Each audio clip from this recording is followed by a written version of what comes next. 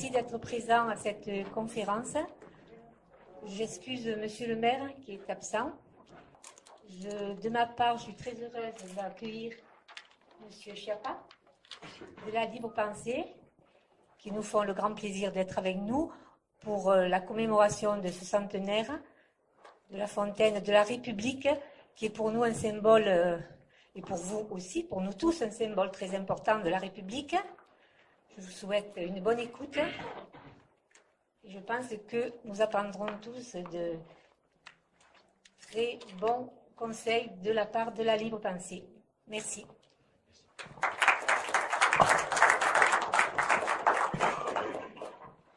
Eh bien, à mon tour de vous saluer et à mon tour de vous remercier, mesdames, messieurs, chers amis, chers camarades. Je dis également chers camarades parce que je sais qu'il y a dans cette salle des membres du mouvement ouvrier démocratique et qu'il ne faut jamais oublier le mouvement ouvrier démocratique, surtout dans une période où les médias, et pas uniquement les médias, ont l'habitude de systématiquement occulter justement le mouvement ouvrier démocratique. Une fois de plus, donc, j'ai l'immense plaisir de venir dans cette région pour essayer de travailler avec vous sur un certain nombre de problèmes, je dirais, à la fois d'histoire et d'actualité. Et la question qui nous occupe aujourd'hui, qui va nous occuper aujourd'hui, du moins ce matin, c'est la Constitution de 1793, appelée Constitution de l'an 1. Et la question qu'il faut se poser, bien évidemment, c'est pourquoi s'interroger en 2013 sur la Constitution de 1793. Est-ce que c'est uniquement, je dirais, son 220e anniversaire? Est-ce que c'est une question de nostalgie, de passéisme? Est-ce qu'on aurait à s'occuper un petit peu comme les collectionneurs de papillons d'entomologie et notre travail serait de regarder des documents poussiéreux et glorieux? Ou au contraire, est-ce qu'il ne s'agit pas plus exactement de la revivification de forces telluriques, de ces forces telluriques qui ne demandent qu'à ressurgir, ces forces telluriques étant la volonté des peuples de se réapproprier leur propre destin et de trouver également la forme qui convient à cette réappropriation, dont la forme est incontestablement la forme républicaine. Et quand on regarde un petit peu l'histoire, on se rend compte qu'il y a, j'allais dire, un fil rouge, ne faisons pas de jeu de mots discutable, pour le moins un fil d'Ariane, qui parcourt toutes les strates des combats émancipateurs depuis 1793, depuis ce soleil de juin qui éclaire les combattants, pour citer Jean Jaurès, que nous aurons l'occasion à plusieurs reprises d'évoquer dans cette discussion. Ça commence en 93, bien évidemment, mais ça se poursuit avec les Républicains de 1850, de 1851, et nous sommes ici réunis pour les saluer, les évoquer, et, comment dirais-je, prendre appui sur leur combat pour nos combats actuels, mais ça passe également par la Commune de Paris, ça passe, je l'ai dit, par Jean Jaurès, et ça passe par les combats de la résistance et des suites de la résistance. Et justement, il faut aborder cette question de la manière suivante, parce que le grand historien Marc Bouloiseau expliquait que cette Constitution de 1793, dont il est habituel, commun, de dire qu'elle n'a jamais été appliquée, c'est beaucoup plus compliqué que ça. Marc Bouloiseau expliquait que l'application la plus concrète de la Constitution de 1793 avait eu lieu, s'était réalisé, s'était concrétisé dans le préambule de la Constitution de 1946. Je vous rappelle que ce préambule explique que la République est une, indivisible, laïque, sociale et démocratique. Et on pourrait reprendre tous ces termes-là pour voir à quel point ils sont extrêmement importants dans notre vie quotidienne, notre vie pratique, mais aussi, je dirais, pour reprendre une formule chère à mon maître et à mon ami Michel Vauvel, dans notre paysage mental. La République, une, indivisible, laïque, sociale et démocratique. Et dans ce préambule de la Constitution de 1946, il y a un certain nombre de principes qui sont évoqués, qui sont affirmés. L'égalité des sexes, le droit à l'instruction, la nécessité de défendre la santé, le droit de grève.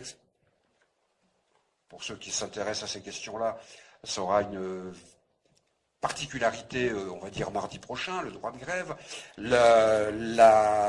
les conditions nécessaires au développement de la famille et de l'individu, etc., etc.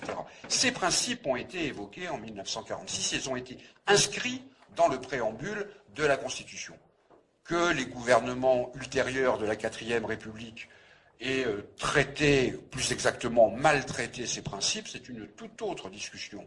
Parce que quand on voit que, par exemple, ce préambule indique que la France forme avec les peuples d'outre-mer une union fondée sur l'égalité des droits et des devoirs, sans distinction de race ni de religion, les guerres coloniales qui vont jalonner l'histoire de France et l'histoire des pays concernés depuis 1945, avec les massacres de Sétif et de Guelma, jusqu'à quand d'ailleurs? Jusqu'à quand peut-on dire que ça se soit arrêté quand on voit par exemple comment les syndicalistes en Guadeloupe sont traités actuellement en 2013?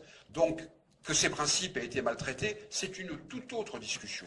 Ce qui nous intéresse actuellement, je veux dire ce matin, c'est de voir que l'affirmation des éléments de la Constitution de 1793 ont été vivifiés dans le préambule de 46, et ce préambule de 46, pour des raisons éminemment pratiques et éminemment pragmatiques, opportunistes, disons-le, quand le général de Gaulle a repris le pouvoir en 1958 dans des conditions que vous savez, il a gardé ce préambule pour des raisons de compromis, c'est une évidence. Et ce préambule est totalement contradictoire avec l'ensemble du texte de la Constitution de 1958, mais peu importe. Ce qui nous intéresse, nous, c'est que dans les textes, les principes hérités de la Révolution française sont encore vivants, et à partir de là, nous pouvons nous appuyer dessus. Donc cette Constitution, elle fait l'objet d'approches diverses. Et bien évidemment, quand on parle de Constitution, on est obligé, et personnellement, et pas uniquement en raison de ma jeunesse à Ajaccio, je suis obligé d'évoquer la première constitution écrite dans le monde occidental, la constitution de Pascal Paoli en 1755. Donc il y a eu ces différents éléments, ces différentes recherches qui vont aboutir à la constitution de 1793. Cette constitution, je disais, elle est évoquée de manière curieuse. Mais curieuse, c'est pas le bon terme. Cette bizarrerie d'évocation, elle est extrêmement logique. Quand le hors-série du Monde de juin et juillet 2009 avait évoqué un hors-série sur la Révolution française, ils avaient consacré quelques lignes, et quelques lignes seulement, à la déclaration de 93. Tout au contraire, les républicains que nous sommes s'arc-boutent sur ce texte. On peut dire que, par exemple, les insurrections des populaires des sans-culottes de 1795 avaient comme mot d'ordre, deux mots d'ordre, du pain et la Constitution de l'an 1, la Constitution de 1793. Elle a servi de référence, et nous aurons l'occasion d'y revenir certainement, au combat de Gracchus Babeuf, de Buonarroti. Donc, c'est servi de référence à la première organisation, on va dire, qui était la conjuration de Babeuf et de Buonarroti, qui s'appuyait sur la Constitution de 1793, même si elle en connaissait parfaitement les limites. Mais pourquoi s'appuyait-elle là-dessus? Pour deux raisons. La première, c'est qu'elle avait été approuvée par le peuple, ce qui est quand même une chose non négligeable, et enfin, elle reconnaissait au peuple le droit de délibérer sur les lois, chose évidemment extrêmement importante.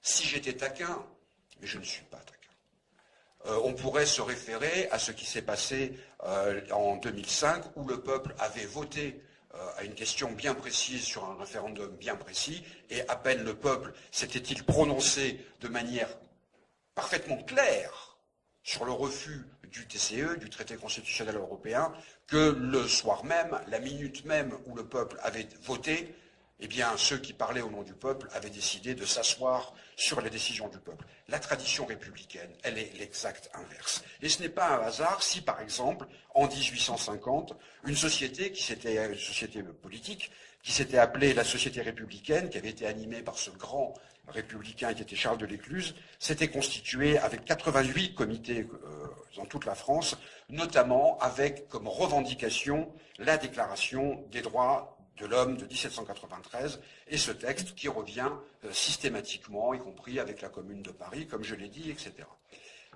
Le problème est lequel? Il faudrait toujours essayer de prendre les choses dans leur contexte.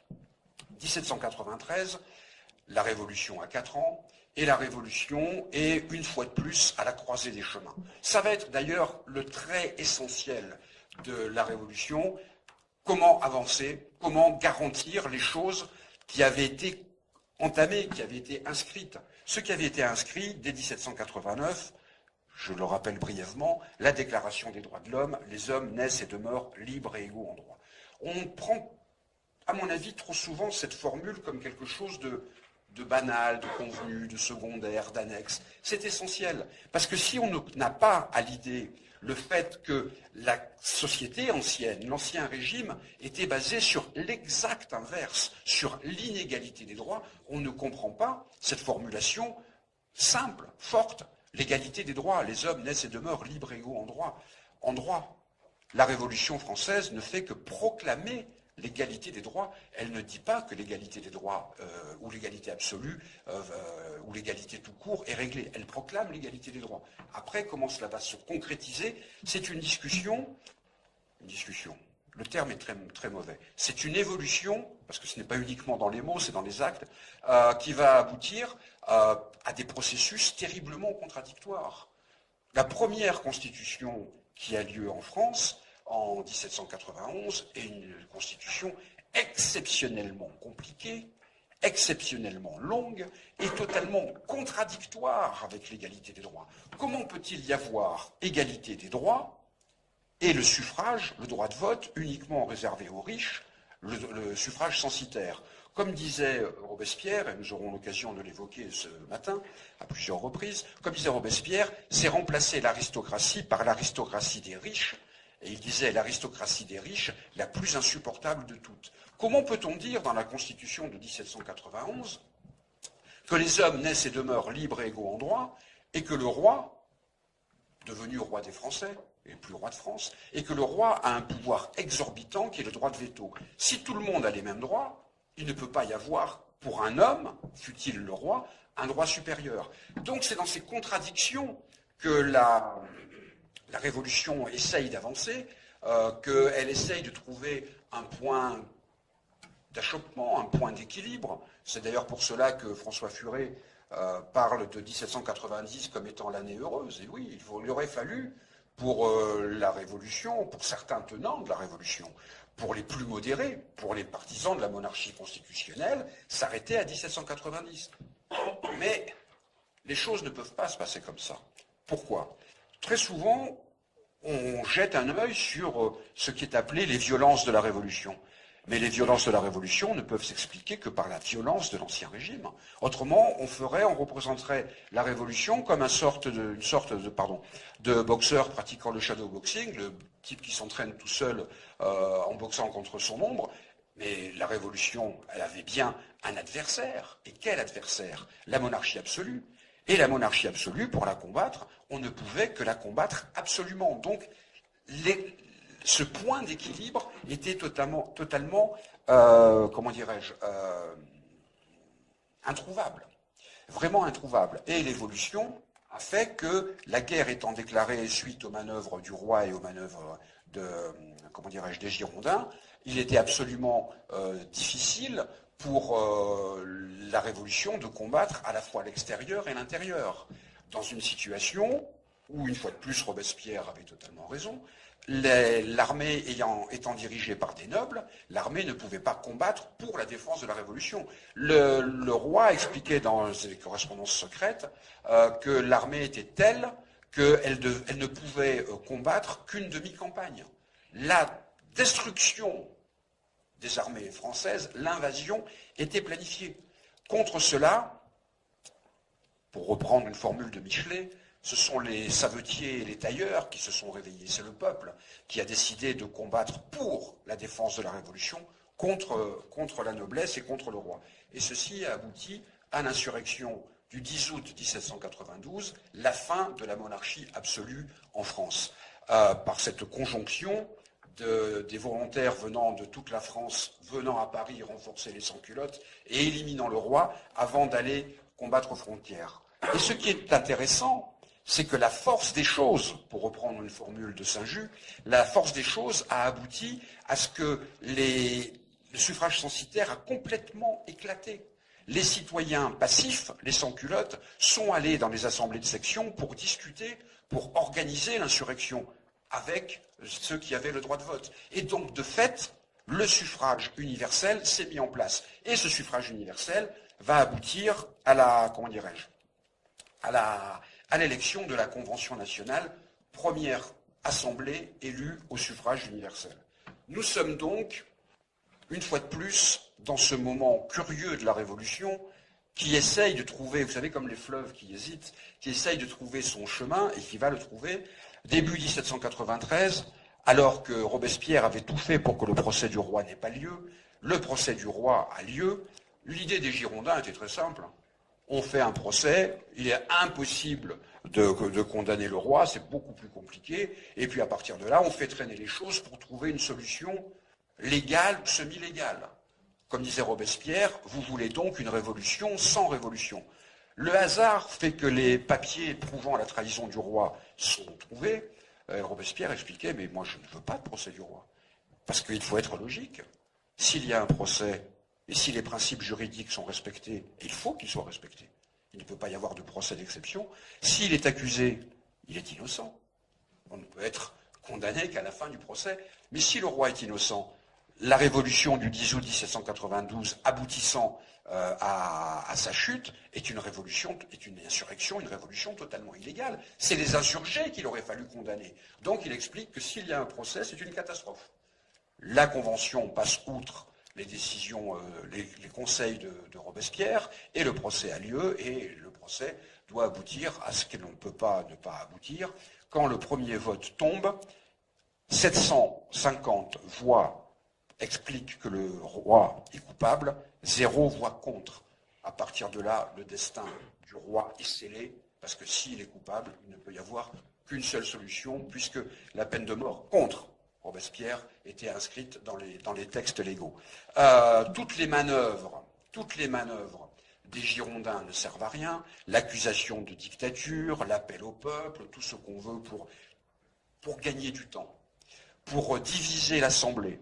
Danton a cette formule remarquable, comme très souvent. Il explique, alors que les Girondins sont en train de l'accuser, lui, Danton, avec Marat, avec Robespierre, il dit « Les Autrichiens apprendront sans frémir cette troublante harmonie. L'Assemblée est en train de se diviser avec une violence extraordinaire, alors que les troupes autrichiennes et prussiennes sont à quelques dizaines de kilomètres. Il faut trouver une solution. On voit bien que la Constitution de 1791, elle a volé en éclats. Il faut une nouvelle Constitution. Un comité de Constitution se met en place, dirigé essentiellement par des Girondins et notamment par ce grand philosophe qui était Condorcet. Je ne sais pas si vous avez lu, je vous le recommande, cet ouvrage volumineux de monsieur et madame Badinter sur Condorcet, qui est sous-titré « Condorcet, un intellectuel en politique ». Je crois qu'il faut s'arrêter un petit peu sous le sous-titre, un intellectuel en politique. C'est un intellectuel qui s'est fourvoyé en politique. La plus grande erreur de Condorcet, peut-être même la seule, c'est de croire qu'il pouvait être à la fois un philosophe et un homme politique. Le philosophe est quelqu'un d'extrêmement intéressant, notamment sur les questions de l'école, de l'instruction, etc.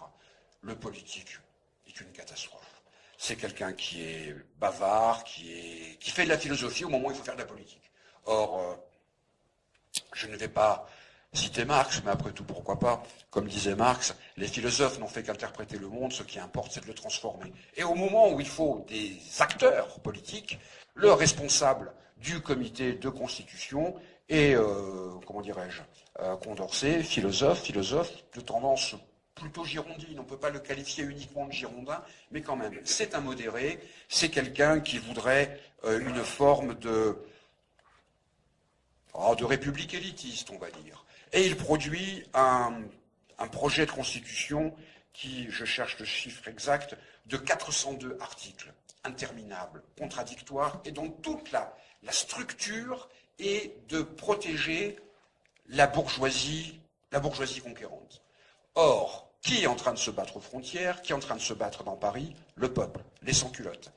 Comme dit Robespierre une fois de plus, il faut armer le peuple. Il faut l'armer, mais pas uniquement militairement, il faut l'armer de toutes les manières possibles. Saint-Just a la formule sur cette constitution qui est très intéressante. Il dit, en fait, ce qu'on cherche là, c'est la royauté des ministres. Dans ce combat entre Girondins et Montagnards, et on voit très bien que les Girondins font absolument tout pour que la Convention n'avance pas, ne règle pas les problèmes. Pour vous donner une idée, ce qui va devenir le comité de salut public s'appelle au point de départ le comité de défense générale. Les réunions du comité de défense générale sont des réunions publiques.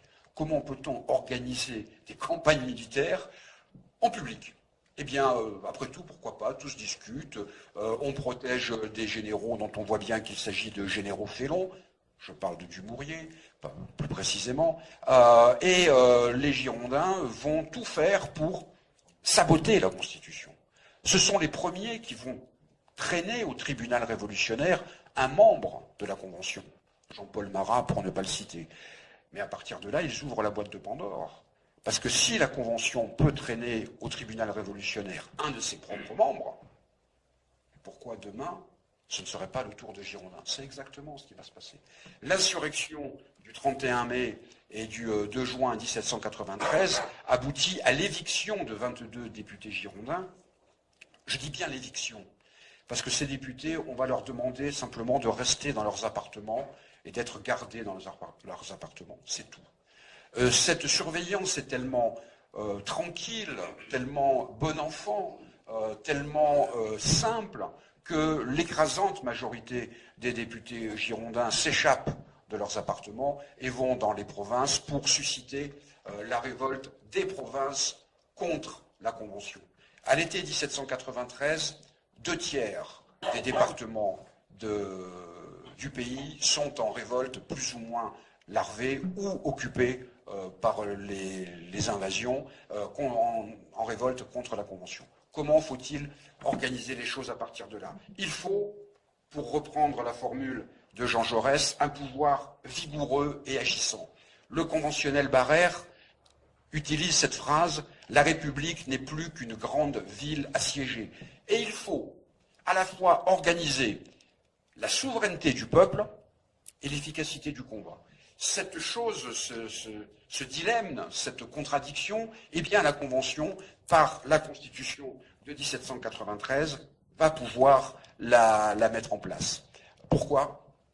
Et on aura l'occasion de voir l'extraordinaire actualité de ce discours, parce qu'il y a un discours qui est un discours programme de Robespierre, très exactement le 10 mai 1793, donc avant l'insurrection, au moment où les Girondins sont encore au pouvoir. Mais à partir du moment où au Club des Jacobins, il va prononcer ce discours programme, les éléments sont mis en place. Il dit « L'homme est né pour le bonheur et pour la liberté.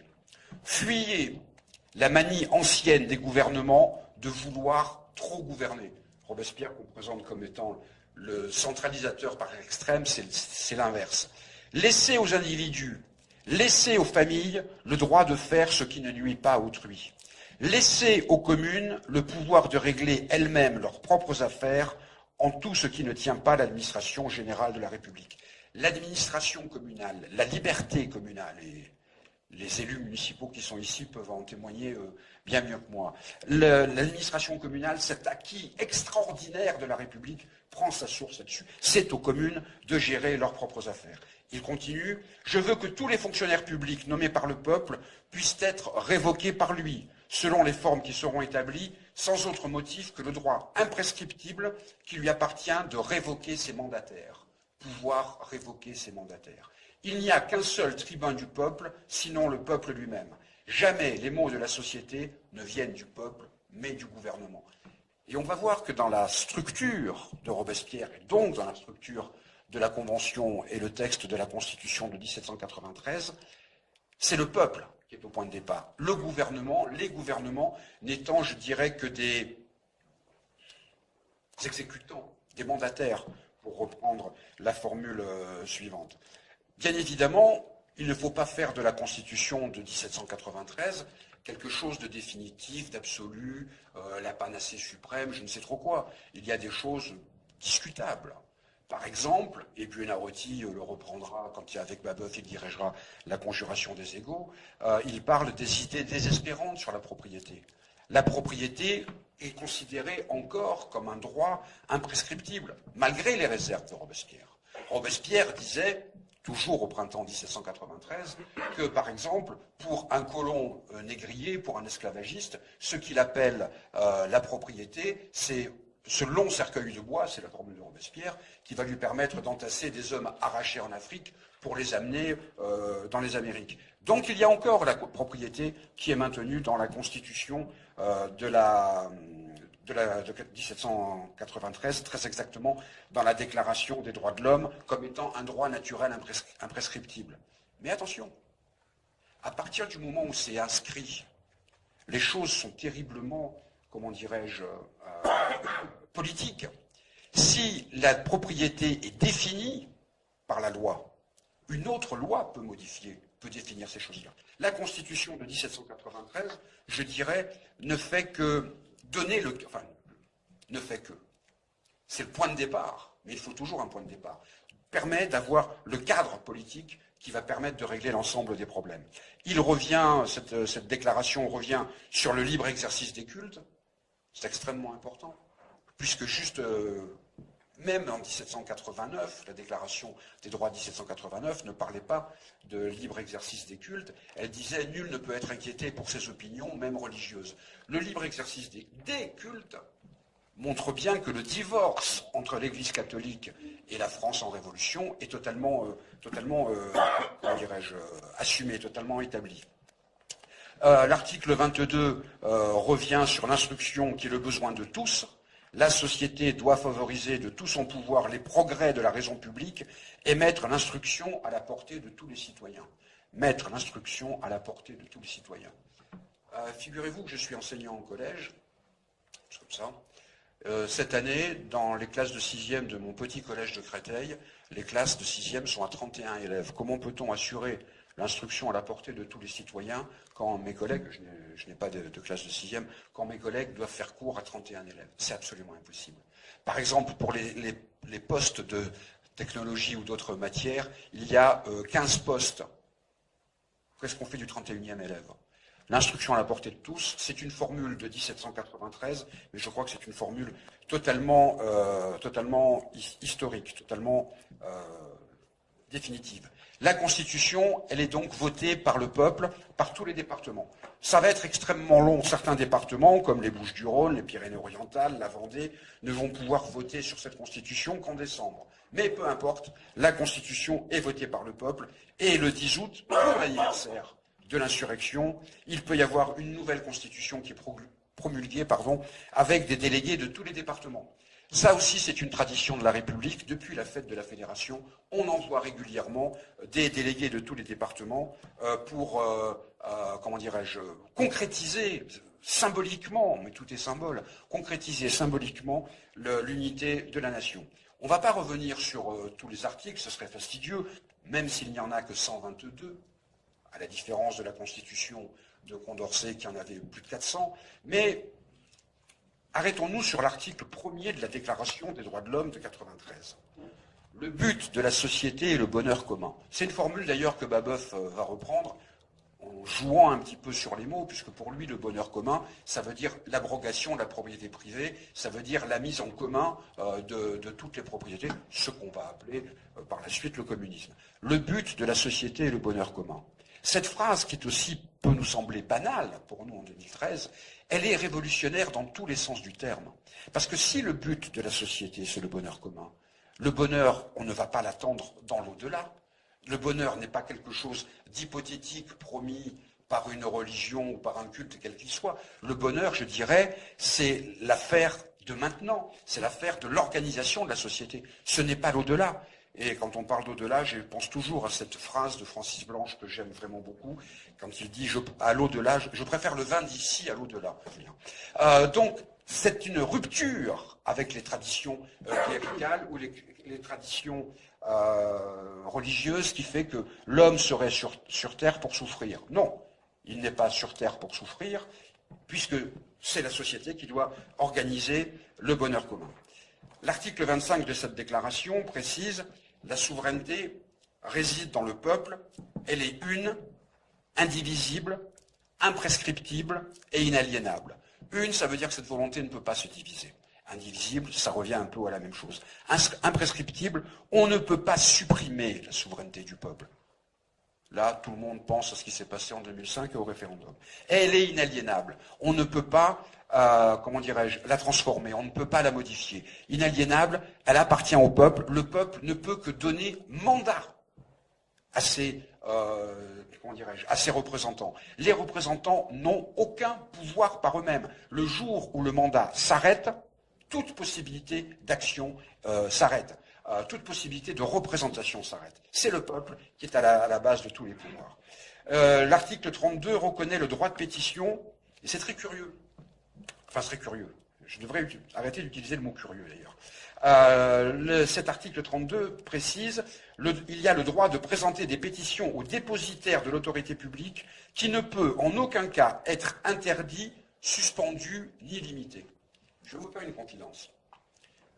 Une révolution qui a éclaté dans un pays assez proche, il n'y a pas très longtemps, enfin, pas très longtemps, 1974 au Portugal, qu'on a appelé la révolution des œillets. C'est assez curieux d'appeler toujours les révolutions par des noms bizarres. En Tunisie, c'est la révolution du jasmin.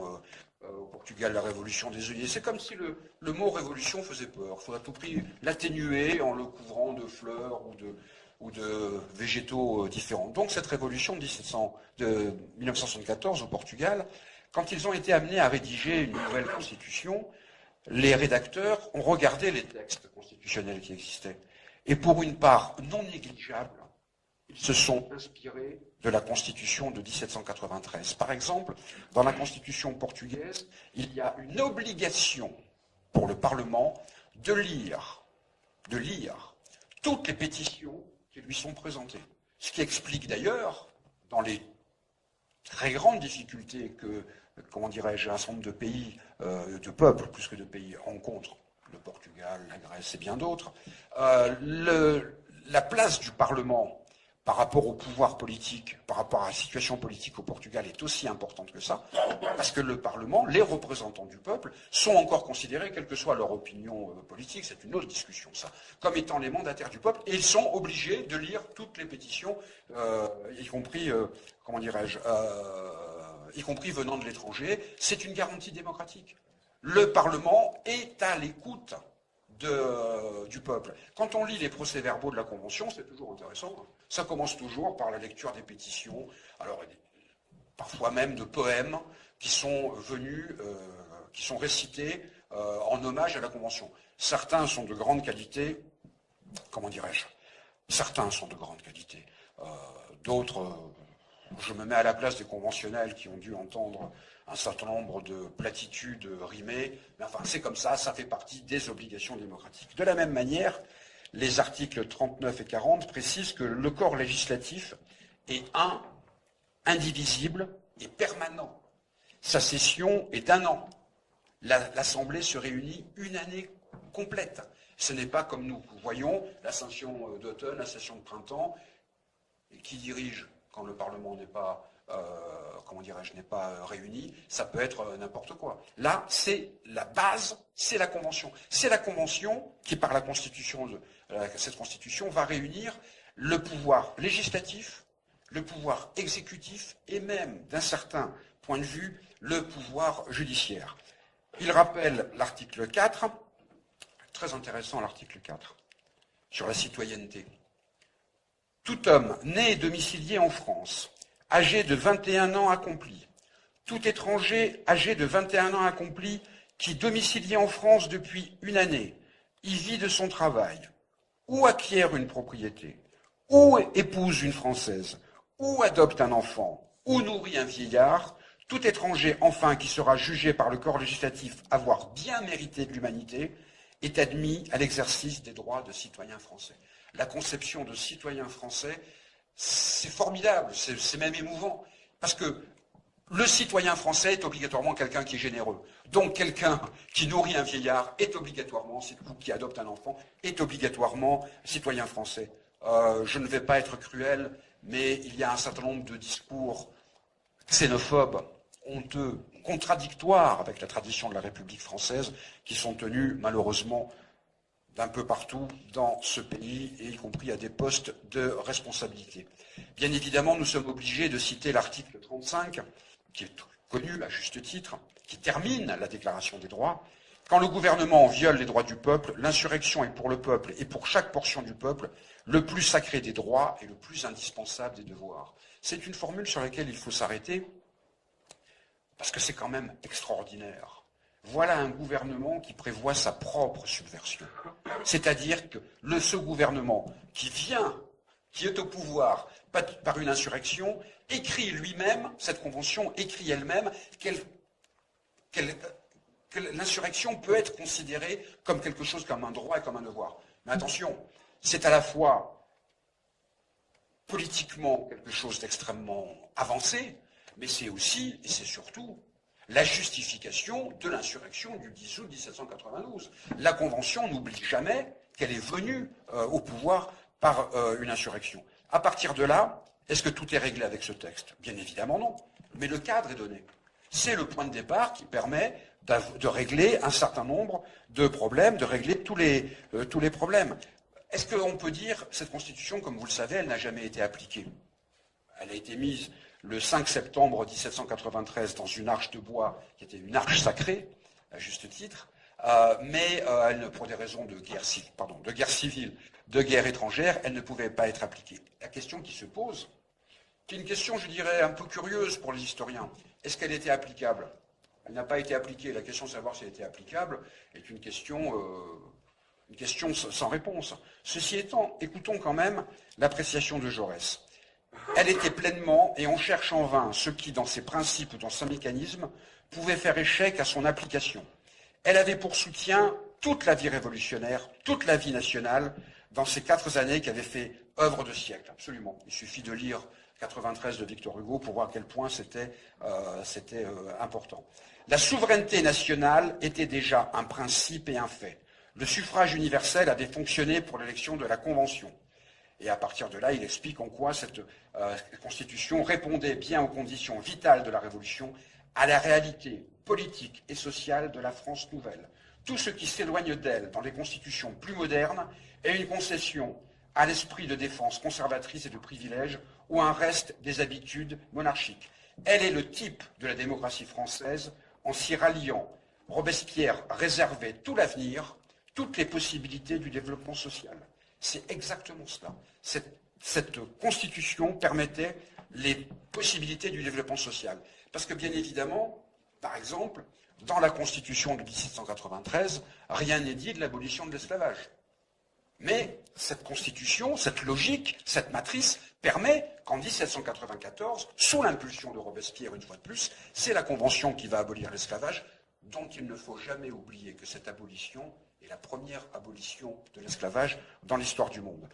Ce n'est pas un hasard, c'est en 1795-1796, les derniers révolutionnaires, ceux qui s'appelaient les égaux, ce qu'on va appeler les babouvistes, se réclamaient de cette constitution. Oh certes, pour reprendre la formule de Buonarroti, on regrette d'y trouver des vieilles, désespérantes idées sur le droit de propriété, mais il dit que c'est secondaire, il dit quoi qu'il en soit, il n'est pas moins que le droit de délibérer sur les lois attribuées au peuple, la soumission des mandataires du peuple à ses ordres, la presque unanimité des voix à laquelle la Constitution fut acceptée, la firent regarder à juste titre comme le palladium, le point le plus important, de la liberté française. Et c'est pour ça qu'il y a cette tradition.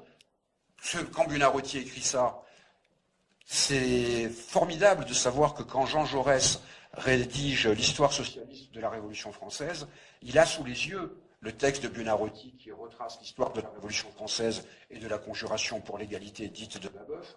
Et Jaurès, à un moment, a une longue envolée formidable, comme toujours chez Jaurès, dans lequel il rend hommage à Robespierre, qui se termine par la phrase bien connue « C'est à côté de Robespierre que je vais m'asseoir à la tribune des Jacobins ». Il prend sa responsabilité, lui, Jean Jaurès, le patron patron, si vous me permettez le terme, du socialisme français. Il se revendique de la continuité Robespierre, Jaurès, en passant par Buonarroti, et c'est cette continuité qu'on va retrouver à différentes reprises, qu'on va retrouver bien évidemment au XIXe siècle avec les républicains insurgés de 1851, avec les communards de 1871, avec le mouvement ouvrier démocratique que j'ai évoqué au début de mon intervention. Comment les choses vont-elles se dérouler par la suite? Eh bien, j'ai cité Victor Hugo, c'est une chose très simple. L'avenir, Victor Hugo disait, l'avenir est un fantôme aux mains vides qui n'a rien et promet tout. Comment le peuple français va-t-il se réapproprier les traditions de la Constitution de 1793? Va-t-il se réapproprier les traditions républicaines? Va-t-il reprendre son destin en main au moment où, tout le monde le sait, ce n'est plus au Parlement en France que les lois sont décidées. Dans le meilleur des cas, c'est le Fonds monétaire international ou l'Union européenne qui dicte ces lois et que le peuple français n'a absolument plus son mot à dire. Il le dira à un moment. C'est une certitude. Quand, comment, où, personne ne le sait. Mais ce que nous pouvons savoir, ce qui doit être, je dirais, à la fois notre certitude et notre espérance, c'est qu'il y a un avenir à la République. Il y a un avenir à la République, et franchement, je crois qu'on ne peut terminer que par ces mots. La République, c'est l'avenir. Je vous remercie infiniment de votre patience.